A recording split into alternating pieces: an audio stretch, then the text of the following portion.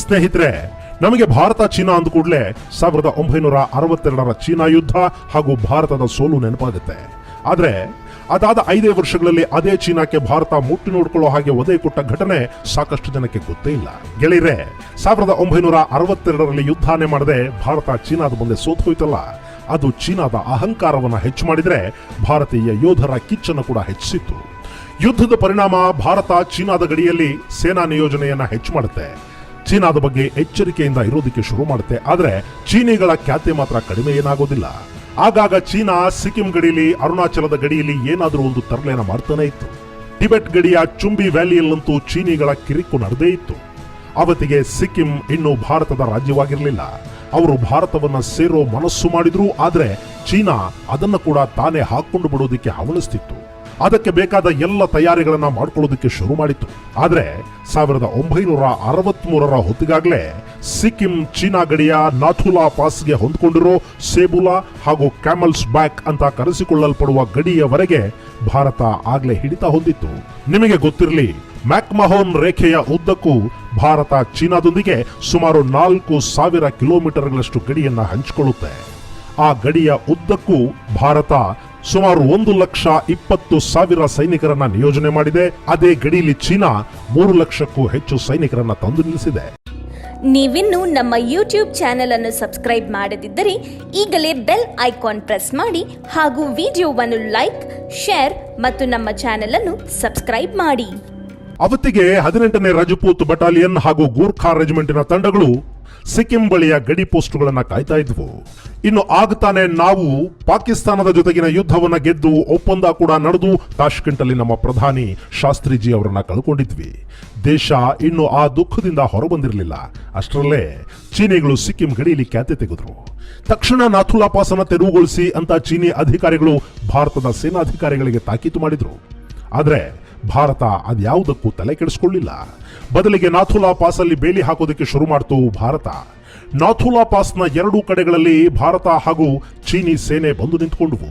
ಭಾರತದ ಯೋಧರು ಯಾವುದಕ್ಕೂ ತಲೆ ಕೆಡಿಸ್ಕೊಳ್ಳದೆ ಗಡಿಯಲ್ಲಿ ತಂತಿ ಬೇಲಿ ಸುತ್ತೋದಕ್ಕೆ ಶುರು ಮಾಡ್ತಾರೆ. ಅಲ್ಲಿಗೆ ಬಂದ ಚೀನಾದ ರಾಜತಾಂತ್ರಿಕ ಅಧಿಕಾರಿಯೊಬ್ಬ ಭಾರತೀಯ ಯೋಧರ ಜೊತೆಗೆ ಜಗಳಕ್ಕೆ ನಿಂತ್ಕೋತಾನೆ.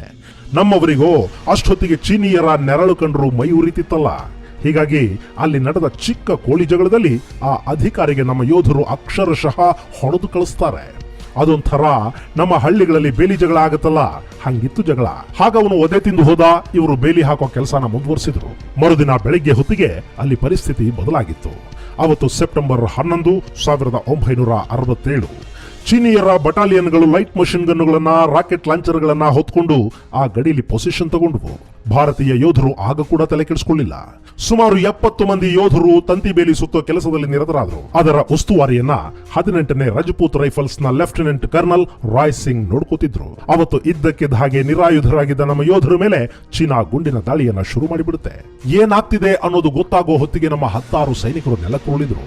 ಆದ್ರೆ ಅಷ್ಟೇ ಬೇಗ ಎಚ್ಚೆತ್ತುಕೊಂಡ ಭಾರತೀಯ ಯೋಧರು ಪ್ರತಿದಾಳಿಯನ್ನ ಕೂಡ ಶುರು ಮಾಡಿದ್ರು. ಆ ಚಕಮಕಿಲಿ lieutenant colonel Rai Singh, captain Dagar ಹಾಗೂ ಮೇಜರ್ ಹರ್ಭಜನ್ ಸಿಂಗ್ ಚೀನಿಯರ ಹೆಣಗಳನ್ನ ಕೆಡುತ್ತಾ ಭಾರತೀಯ ಯೋಧರನ್ನ ಹುರಿದುಂಬಿಸ್ತಾ ಆ ಗಡಿಯಲ್ಲಿ ಚೀನಿಯರ ಗುಂಡಿಗೆ ಬಲಿಯಾಗಿ ಹುತಾತ್ಮರಾದರು. ಆದ್ರೆ ಅವರ ಬಲಿದಾನ ವ್ಯರ್ಥವಾಗಲಿಲ್ಲ. ಭಾರತೀಯ ಪಡೆಗಳು ಯಾವ ಮಟ್ಟಕ್ಕೆ ಚೀನಿಯರನ್ನ ಹೊಡೆದು ಉರುಳಿಸಿದ್ವು ಅಂದ್ರೆ ಕೇವಲ ಚೀನಾದ ಯೋಧರನ್ನಷ್ಟೇ ಅಲ್ಲ, ನಾಥುಲಾ ಪಾಸ್ನ ಉತ್ತರ ಭಾಗದಲ್ಲಿದ್ದ ಅವರ ಬಂಕರ್ಗಳನ್ನು ಕೂಡ ಧ್ವಂಸ ಮಾಡಿಬಿಟ್ರು. 3 ದಿನಗಳ ಈ ಚಕಮಕಿ ಮುಗಿಯೋ ಹೊತ್ತಿಗೆ ಚೀನಾ ದುಶ್ಮನ್ ಬಾಲ ಮುದುರ್ಕೊಂಡಿದ್ದ. ಚೀನಾ ಯಾವ ಮಟ್ಟಕ್ಕೆ ಬಂತು ಅಂದ್ರೆ ಅಲ್ಲಿ ಸಾವಿಗೀಡಾಗಿದ್ದ ಅವರ ಯೋಧರ ಹೆಣಗಳನ್ನ, ಗಾಯಾಳುಗಳನ್ನ ಸಾಗಿಸೋದಕ್ಕೆ ಕೂಡ ಅವರಿಗೆ ಸಾಧ್ಯವಾಗಿರಲಿಲ್ಲ. ಭಾರತ ಗುಂಡಿನ ದಾಳಿಯನ್ನ ನಿಲ್ಲಿಸದೇ ಇದ್ರೆ ನಾವು ವೈಮಾನಿಕ ದಾಳಿ ಮಾಡ್ತೀವಿ ಅಂತ ಚೀನಾ ಹೆದರಿಸ್ತಾದ್ರು ಅದಕ್ಕೂ ಭಾರತೀಯ ಯೋಧರು ತಲೆ ಕೆಡಿಸ್ಕೊಳ್ಳಿಲ್ಲ. ಕಡೆಗೆ ಚೀನಾ ಹಸಿರು ಲೈಟ್ಗಳನ್ನ ತೋರಿಸಿ ಯುದ್ಧ ವಿರಾಮ ಘೋಷಿಸಿ ತನ್ನ ಯೋಧರ ಹೆಣಗಳನ್ನ ತಗೊಂಡು ಹೋಯಿತು. ಆ ಕದನದಲ್ಲಿ ಸುಮಾರು 340 ಮಂದಿ ಚೀನಿ ಯೋಧರು ಸಾವಿಗೀಡಾದ್ರೆ 450ಕ್ಕೂ ಹೆಚ್ಚು ಮಂದಿ ಗಾಯಗೊಂಡಿದ್ರು. ಭಾರತ ತನ್ನ 88 ಹುಲಿಗಳನ್ನ ಕಳ್ಕೊಳ್ತು. 163 ರಣಕಲಿಗಳು ಆ ಯುದ್ಧದಲ್ಲಿ ಗಾಯಾಳುಗಳಾದ್ರು. ಹೀಗೆ ಸೆಪ್ಟೆಂಬರ್ 15ರ ಹೊತ್ತಿಗೆ ನಾಥುಲಾ ಪಾಸ್ ಅಲ್ಲಿ ಬಾಲ ಮುದುರಿದ ಚೀನಾ ಏನು ಸುಮ್ಮನೆ ಕೂತ್ಕೊಳ್ಳಿಲ್ಲ. ಒದೆ ತಿಂದು ಕರೆಕ್ಟ್ 15 ದಿನಕ್ಕೆ ಚೋಲಾ ಪಾಸ್ ಅಲ್ಲಿ ಖ್ಯಾತೆ ತೆಗಿತು. ಅಲ್ಲಿನ ಇಂಡಿಯನ್ ಪೋಸ್ಟ್ .15450 ಬಳಿ ಚೀನಿಗಳು ಗಡಿ ಒತ್ತುವರಿ ಮಾಡಿ ಭಾರತದ ನೆಲದಲ್ಲಿ ಗಡಿಕಲ್ಲು ನೆಟ್ರು. ಅವತ್ತ ಪೋಸ್ಟ್ ಅನ್ನ ಕಾಯೋದಕ್ಕೆ ನಿಂತಿದ್ದುದು ಗೂರ್ಖಾ ರೆಜಿಮೆಂಟ್. ಆ ಪಡೆಯ ನೈಬ್ ಸುಬೇದಾರ್ ಗ್ಯಾನ್ ಬಹದ್ದೂರ್ ಲಿಂಬು ಗಡಿ ಕಲ್ಲಿನ ಮೇಲೆ ಕಾಲಿಟ್ಟು ಚೀನಿ ಸೈನಿಕರ ಜೊತೆ ಜಗಳಕ್ಕೆ ನಿಲ್ತಾನೆ. ಅದು ಹೆಂಗ್ ಗೊತ್ತಾ, ಸೇಮ್ ನಮ್ಮ ಹಳ್ಳಿ ಹೊಲಗಳ ಜಗಳದ ಥರಾನೇ. ಅವನು ಅವ್ರು ಹಾಕಿದ ಕಲ್ಲಿನ ಮೇಲೆ ಕಾಲಿಟ್ಟು ಚೀನಿಗಳನ್ನ ಬೈತಿದ್ದ. ಚೀನಿ ಸೈನಿಕರು ಲಿಂಬು ಕಾಲಿಗೆ ಒದ್ರು. ಲಿಂಬು ಅದರ ಮೇಲೆ ಮತ್ತೆ ಕಾಲಿಟ್ಟ.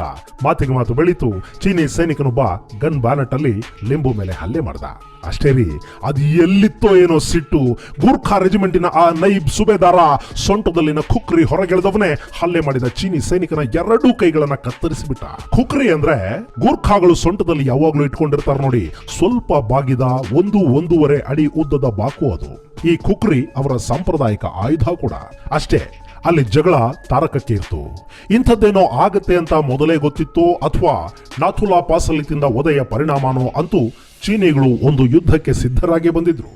ಅವರು ತಕ್ಷಣ ಭಾರತೀಯ ಯೋಧರ ಮೇಲೆ ಆಕ್ರಮಣ ಮಾಡಿ ಗುಂಡಿನ ಮಳೆ ಸುರಿಸೋದಕ್ಕೆ ನಿಂತ್ಕೋತಾರೆ. ಗೂರ್ಖಾ ರೆಜಿಮೆಂಟ್ ಯುದ್ಧಕ್ಕೆ ಸಂಪೂರ್ಣವಾಗಿ ಸಿದ್ಧಗೊಂಡಿರಲಿಲ್ಲ. ಹಾಗಂತ ಸುಮ್ಮನಿರೋದಕ್ಕೂ ಸಾಧ್ಯವಾಗೋದಿಲ್ವಲ್ಲ. ಇವರು ಕೂಡ ಹೋರಾಟಕ್ಕೆ ನಿಂತೇ ಬಿಟ್ರು. ಅಲ್ಲಿ ಬೇರೆ ರೆಜಿಮೆಂಟುಗಳಿಂದ ಅಥವಾ ಪಕ್ಕದ ಪೋಸ್ಟುಗಳಿಂದ ಹೆಚ್ಚುವರಿ ಯೋಧರನ್ನ ಕರೆಸಿಕೊಳ್ಳೋದಕ್ಕೆ ಕೂಡ ಸಮಯ ಇರಲಿಲ್ಲ. ತಮ್ಮ ಬಳಿ ಇದ್ದ ಕಟ್ಟ ಕಡೆಯ ಕಾಡತೂಸು ಮುಗಿಯುವವರೆಗೆ ಗೂರ್ಖಾಗಳು ಗುಂಡು ಹಾರಿಸುತ್ತಲೇ ಇದ್ರು. ಆ ಕದನದಲ್ಲಿ ಲ್ಯಾನ್ಸ್ ನಾಯಕ್ ಕೃಷ್ಣ ಬಹದ್ದೂರ್ ಬಲಿದಾನ ಮಾಡ್ತಾರೆ. ಅವರ ಜೊತೆಗೆ ನಿಂತು ಬಡಿದಾಡ್ತಿದ್ದ ಯೋಧ ದೇವಿ ಪ್ರಸಾದ್ ಲಿಂಬು ಗುಂಡುಗಳು ಮುಗಿದ ನಂತರ ತನ್ನ ಖುಕ್ರಿಯಲ್ಲೇ 5 ಚೀನಿಯರ ಕತ್ತು ಸೀಳಿ ಕೊಂದು ಹಾಕ್ತಾನೆ. ಅವತ್ತು ನಮ್ಮ ಗೂರ್ಖಾ ಪಡೆಯ ಯೋಧರು ಅಕ್ಷರಶಃ ಕಾಲರುದ್ರರ ಅಪರಾವತಾರದಂತಾಗಿ ಬಿಟ್ಟಿದ್ರು. ಆ ಯೋಧರನ್ನ ಹುರಿದುಂಬಿಸ್ತಾ ಚೀನಿಯರ ಹೆಣ ಕೆಡುತ್ತಾ ಲೆಫ್ಟಿನೆಂಟ್ ರಾಥೋರ್ ತೀವ್ರವಾಗಿ ಗಾಯಗೊಳ್ತಾರೆ. ಆದರೂ ಕೂಡ ಅವರು ಶತ್ರು ಸಂಹಾರವನ್ನ ನಿಲ್ಲಿಸೋದಿಲ್ಲ. ಅವರ ಎದೆಗೂ ಗುಂಡು ಬೀಳುತ್ತೆ. ಹೀಗೆ ಪೋಸ್ಟ್ ಅನ್ನ ವಶಪಡಿಸಿಕೊಂಡ ಚೀನಿ ಪಡೆ ಮುಂದಕ್ಕೆ ಸಾಗಿ ಬಂತು. ಅಲ್ಲವರನ್ನ ಎದುರಿಸಿದ್ದು ಮೇಜರ್ KB ಜೋಶಿ ನೇತೃತ್ವದ ಗ್ರೆನೇಡಿಯರ್ಸ್ ಪಡೆ. ಜೋಶಿ ಅವರಂತೂ ರಣಭೈರವಿಯನ್ನ ಆವಾಹನೆ ಮಾಡಿಕೊಂಡವರು ಹಾಗೆ ಗುಂಡಿನ ಮಳೆ ಸುರಿಸ್ತಾ ನಿಂತೇ ಬಿಟ್ರು.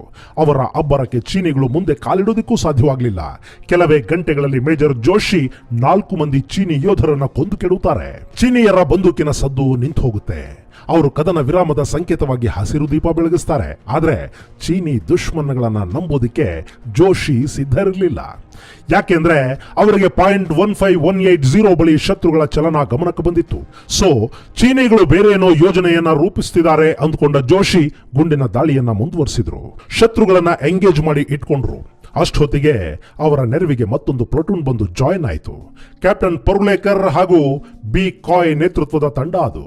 ಅವರು ಬಂದು ಜಾಯಿನ್ ಆಗೋ ಹೊತ್ತಿಗೆ ಅಲ್ಲಿ ಕದನ ಶುರುವಾಗಿ 17 ಗಂಟೆಗಳು ಕಳೆದು ಹೋಗಿದ್ವು. ಕಣಿವೆಯಲ್ಲಿ ಕತ್ತಲು ಆವರಿಸೋದಕ್ಕೆ ಶುರು ಮಾಡಿತ್ತು. ಆದ್ರೆ .15450 ಚೀನಿ ಶತ್ರುಗಳ ವಶವಾಗಿತ್ತಲ್ಲ, ಅದನ್ನ ಮತ್ತೆ ಪಡ್ಕೊಳ್ಳದೆ ಇದ್ರೆ ಏನು ಪ್ರಯೋಜನ?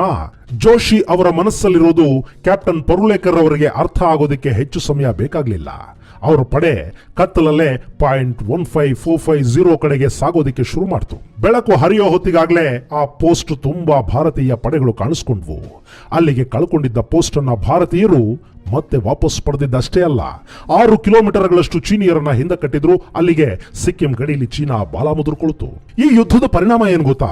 1975ರಲ್ಲಿ ಸಿಕ್ಕಿಂ ಭಾರತದ ಅವಿಭಾಜ್ಯ ಅಂಗವಾಗಿ ಭಾರತದಲ್ಲಿ ವಿಲೀನಗೊಳ್ತು. ಸಿಕ್ಕಿಂ ವಿಲೀನವನ್ನ ಮೊದಲು ವಿರೋಧಿಸಿದ್ರೂ ಕೂಡ ಚೀನಾ ಆನಂತರ ಸಿಕ್ಕಿಂ ಭಾರತದ ಅವಿಭಾಜ್ಯ ಅಂಗ ಅನ್ನೋದನ್ನ ಒಪ್ಪಿ ಅಲ್ಲಿ ನಮಗೆ ಯಾವ ಗಡಿತಂಟೇನೂ ಇಲ್ಲ ಅನ್ನೋ ಒಪ್ಪಂದಕ್ಕೆ ಸಹಿ ಮಾಡ್ತು. ಅದರ ಭಾಗವಾಗಿ ನಾವು ಟಿಬೆಟ್ ಚೀನಾದ ಭಾಗ ಅನ್ನೋದನ್ನ ಅಧಿಕೃತವಾಗಿ ಒಪ್ಕೊಂಡು ಜಗಳ ಮುಗಿಸಿದ್ವಿ. ಅಫ್ಕೋರ್ಸ್ ಅದನ್ನು 1953ರಲ್ಲೇ ಭಾರತ ಒಪ್ಕೊಂಡಾಗಿತ್ತು. ಅದು ಅಗ್ರಿಮೆಂಟ್ ರೂಪಕ್ಕೆ ಬಂತು ಅಷ್ಟೇ. ನಿಮಗೆ ಗೊತ್ತಿರಲಿ, ಅವತ್ತು ಪಾಕಿಸ್ತಾನವನ್ನು ಒಗ್ಗುಬಡಿದ 2 ವರ್ಷಕ್ಕೆ ನಮ್ಮ ಯೋಧರು ಚೀನಾದ ಬಾಲನ ಕೂಡ ಕತ್ತರಿಸಿದ್ರು. ನಾಥುಲಾ ಹಾಗೂ ಚೋಲಾಪಾಸ್ ಕದನಗಳ ನಂತರ ಚೀನಾ ಭಾರತದ ನಡುವೆ ಮತ್ತೆ ಅಂಥ ಯಾವ ಘಟನೆಯನ್ನು ಮರುಕಳಿಸಿಲ್ಲ. ಮೊನ್ನೆ ಡೊಕ್ಲಾಮಾದಲ್ಲಿ ಘರ್ಷಣೆ ಕಾಣಿಸ್ಕೊಂಡ್ರೂ ಕೂಡ ಅದು ದೊಡ್ಡ ಮಟ್ಟಕ್ಕೆ ಹೋಗಲಿಲ್ಲ, ಹೋಗೋದೂ ಇಲ್ಲ ಕೂಡ. ಚೀನಾಗೆ ಹೋಲಿಸಿದ್ರೆ ಸದ್ಯದ ಪರಿಸ್ಥಿತಿಲಿ ಆ ಗಡಿಯಲ್ಲಿ ಭಾರತದ ಪಡೆಗಳ ಶಕ್ತಿ ಹೆಚ್ಚಾಗೇ ಇದೆ. ಸಾಂಪ್ರದಾಯಿಕ ಯುದ್ಧನೇ ಆದ್ರೆ ಚೀನಾ ಅನ್ನೋ ದೇಶಕ್ಕೆ ಸರಿಸಾಟಿಯಾಗಿ ನಿಲ್ಲೋ ಶಕ್ತಿ ಇವತ್ತು ಖಂಡಿತ ಭಾರತಕ್ಕಿದೆ. ಹಾಗಾಗಿನೇ ಚೀನಾ ಗಡಿಯುದ್ದಕ್ಕೂ ರಸ್ತೆಗಳನ್ನ ಮಾಡ್ಕೊಳ್ತಿರೋದು ಹಾಗೂ ತನ್ನ ಸೈನಿಕರನ್ನ ತಂದು ಆ ಗಡಿಯಲ್ಲಿ ನಿಲ್ಲಿಸೋದಕ್ಕೆ ಶುರು ಮಾಡಿರೋದು. ಅದೊಂದು ದೊಡ್ಡ ಕಥೆ. ಅದರ ಬಗ್ಗೆ ನಿಮಗೆ ಮುಂದೆ ಯಾವತ್ತಾದ್ರೂ ಹೇಳ್ತೀನಿ. ಹೀಗೆ ಚೀನಾ ಅನ್ನೋ ದೇಶಕ್ಕೆ ಕೂಡ ಸೆಡ್ ಹೊಡೆದು ನಿಂತಿರೋ ಭಾರತದ ವಿರುದ್ಧ ಸೆಪ್ಟೆಂಬರ್ ಅಲ್ಲೋ ಅಕ್ಟೋಬರ್ ಅಲ್ಲೋ ಯುದ್ಧ ಮಾಡ್ತೀವಿ ಅಂತ ಹೇಳ್ತಿದೆ ಪಾಕಿಸ್ತಾನ. ಇದಕ್ಕಿಂತ ದೊಡ್ಡ ಜೋಕು ಬೇರೆ ಏನಾದ್ರೂ ಇರೋದಕ್ಕೆ ಸಾಧ್ಯನಾ? ಅಂದಹಾಗೆ ಸ್ನೇಹಿತರೆ, 1967ರ ಯುದ್ಧದಲ್ಲಿ ಚೀನಾದ ಬಾಲ ಕತ್ತರಿಸಿದ ಆ ದಿನಗಳಲ್ಲಿ ಭಾರತವನ್ನ ಆಳ್ತಿದ್ದದ್ದು ನೆಹರು ಮಗಳು ಶ್ರೀಮತಿ ಇಂದಿರಾ ಗಾಂಧಿ. ಇದು ಸ್ನೇಹಿತರೆ ಭಾರತೀಯ ಯೋಧರ ಶೌರ್ಯದ ಕಥೆ. ಮುಂದಿನ ಸಂಚಿಕೆಯಲ್ಲಿ ಮತ್ತೊಂದು ವಿಶೇಷದ ಜೊತೆಗೆ ನಿಮ್ಮನ್ನ ಭೇಟಿ ಮಾಡ್ತೀನಿ. ಅಲ್ಲಿವರೆಗೆ ಜೈ ಹಿಂದ್, ನಮಸ್ಕಾರ.